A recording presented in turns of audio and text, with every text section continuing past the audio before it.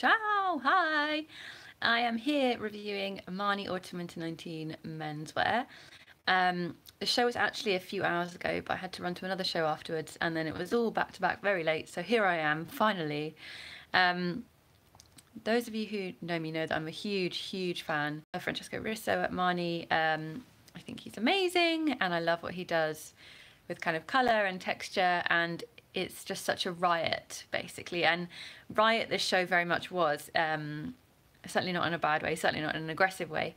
Oh, actually, perhaps it was slightly aggressive. I mean that in the best sense. So I'll backtrack a little bit. The invite is rather excitingly a box. Yeah, that's going to be reversed for you, isn't it? But it says Marni, obviously, informational there.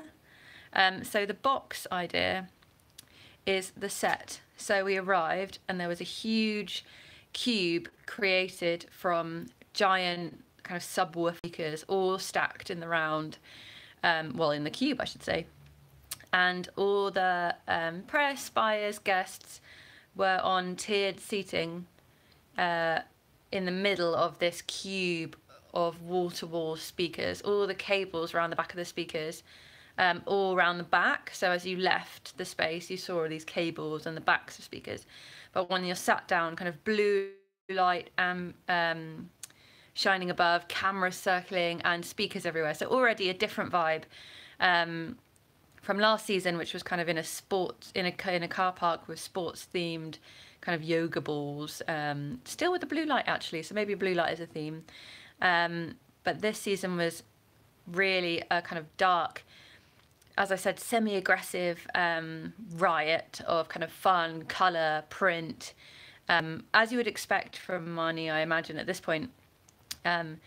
Risso's kind of really carved out his mark within Marni, and he joined, I think it's 2016, so actually not that long ago when you think about it. And this collection very much, to me anyway, feels like this is truly kind of Marni. Now when you look at Risso's designs, you know that that is Marni. So this was all about kind of the fearlessness of youth, the power that youth has, but also that kind of pent up kind of angst that youth have. This kind of Goonies type style. Actually, they've got the double phrase "dangerous Goonies" are also a little gluttonous in the wonderful poem in the press release.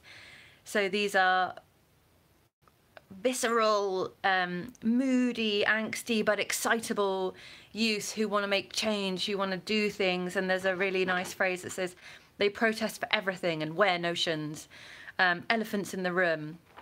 So these are kind of riotous teenagers, and there was certainly kind of teenage elements, slightly Kurt Cobainish hair with pink tinges, and stomping, clomping shoes that were loafers, and fantastic thick chunky chains. And everything here is kind of in excess, but not in a kind of a Milanese Italiano excess, in a kind of over the top, prints on prints, clashing stripes excess. And if it sounds like a riot of ideas and colours, it was, but in a really organised chaos way. So when you think of Marni, you often think of kind of psychedelic, clashing of colours, wonderful shades of kind of oranges and blues and purples. And this was kind of all of those, but on acid again, so even more wonderfully psychedelic. And oh, sorry, I'm playing with my doodad. Wonderfully psychedelic. Yeah, so very much like a riot of colour. They have floppy hats, which kind of swam around on the rim, which is so Francesco. And some of them came in kind of moleskinny material, which was sheeny to the top, and same with the jacket. That again is against these cartoonish prints. So leopard print we've been seeing everywhere for the past year even, but here is very much cartoonish, so blown up leopard print, much like you would see, I'm trying to think of like Scooby-Doo or something like that, if they had leopard print on a cartoon. And that makes sense because they've cited the film Allegro non troppo as reference. And if you know the film, it's kind of the Italian Fantasia, lots of cartoons, lots of classical music, and again a kind of riot of colour and a riot of fun and lots of things happening, lots of things for the eyes to feast on. So very much this show as well. More nods to youth in pyjama shapes, long, wide trousers in silky textures, some kind of pyjama, old school pyjama caps that kind of taper off to a point with a fun bobble. And Francesco was wearing that himself backstage, which was really fun to see. Lots of, yeah, as I said, long-haired models, stomping, prints. The best pieces for me were these, I'm calling them zombie jumpers, because they kind of cannibalize themselves. So they'd start in one print and then peel and decay into another print. Completely different colour, completely different print entirely.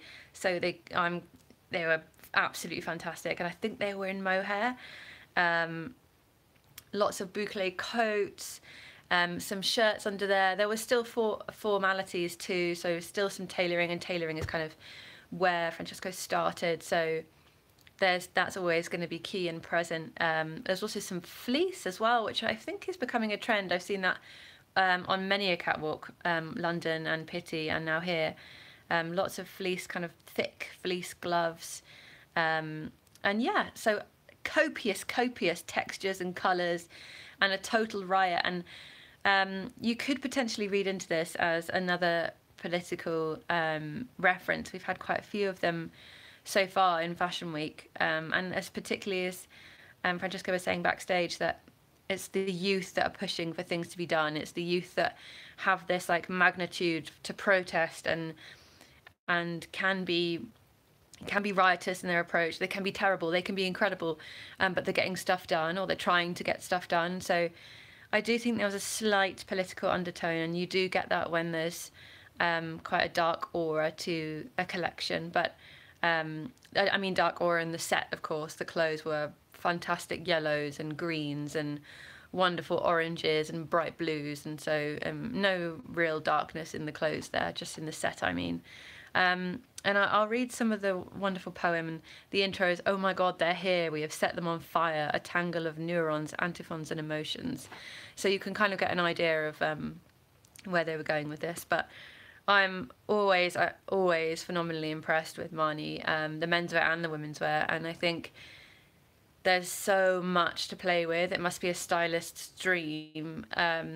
You can layer, you can peel back.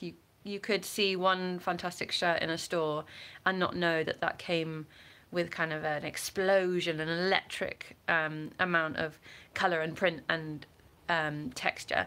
Or you could go for the riot of colour and print and texture in the store. So there's kind of so many things to choose from: accessories and shoes and coats, layers and jumpers, and the styling was wonderful as well.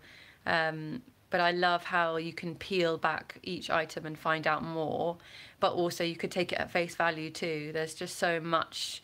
There's so much here. There's a real extravagance with the amount of stuff there is, the amount of colour, the amount of print, and I'm making it sound like it's a cacophony of like madness, but it was in the best possible way. It was absolutely electric.